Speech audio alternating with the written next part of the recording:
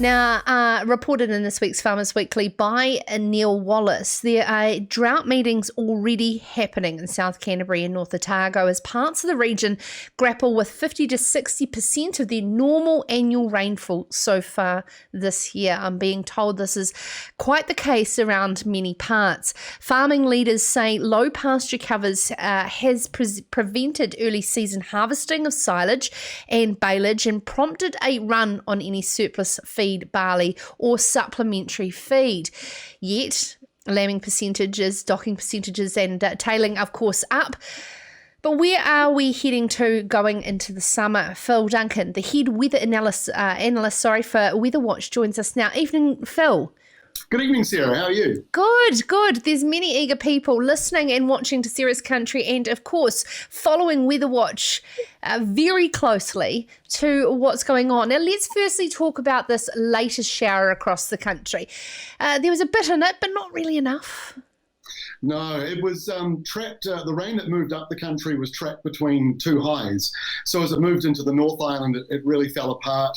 There'll be a few more showers around tomorrow, making it up to sort of northern areas, but not very much. And we're sort of seeing quite low rainfall accumulation right across the country, except for maybe the west coast of the South Island. But many other regions are below average, and the regions you mentioned on top of the upper North Island and a couple in the eastern North Island, much drier than they should be already for this time of the year.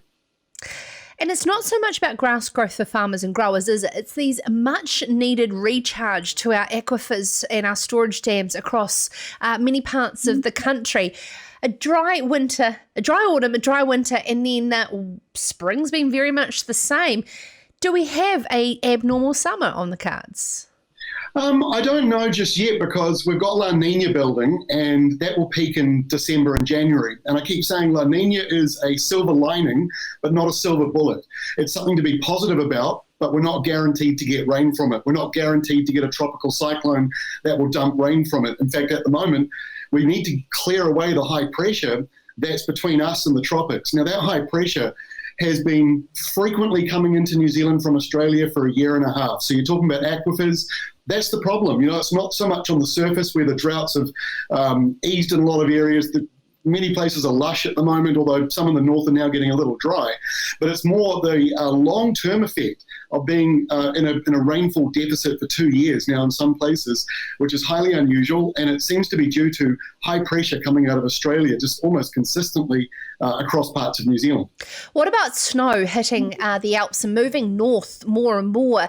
That snow cover, of course, comes down into our catchment areas. I flew over a very brown-looking Waimakariri tonight, around lunchtime, and there has been, these blasts, but then it's a long time between drinks, effectively. There was a fair bit of snow that fell across winter up in the mountains, high up in the mountains, these mountains here. They were getting a metre of snow with each sort of front that was coming up. But it didn't go that low down. We didn't see places like Queenstown getting loads of snow. And that's a good way of measuring how low down it's going, is how many of our main centres get snow. So I think that's a little bit unfortunate. We have had some snow.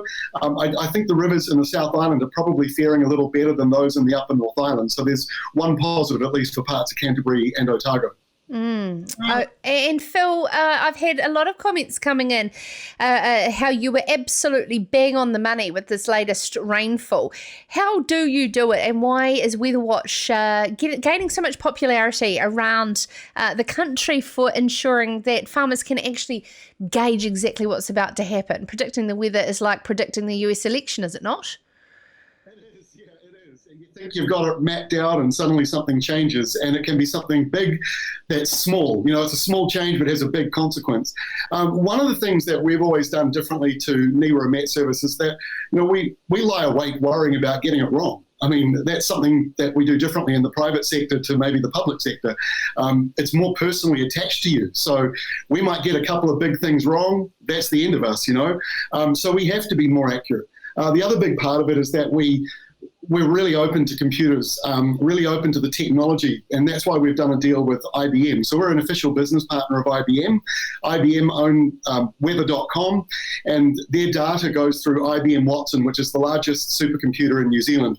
So when you have these amazing computers taking data from all around the world, crunching it out and verifying it, if you got it wrong, IBM and WeatherWatch knows that, remembers it, and next time around with that same setup tries to work out, okay, well, what did we get wrong last time?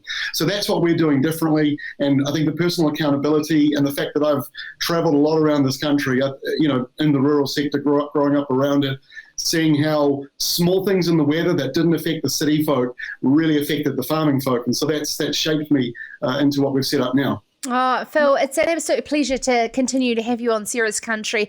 Phil Duncan there from WeatherWatch, and we'll continue to follow what Phil's doing there with WeatherWatch, because as we can have an open mind around how technology can be embedded more into our farm management systems and decision making, where we can take New Zealand with this absolute precision farming into our future is very exciting, especially with climate change knocking away on our door.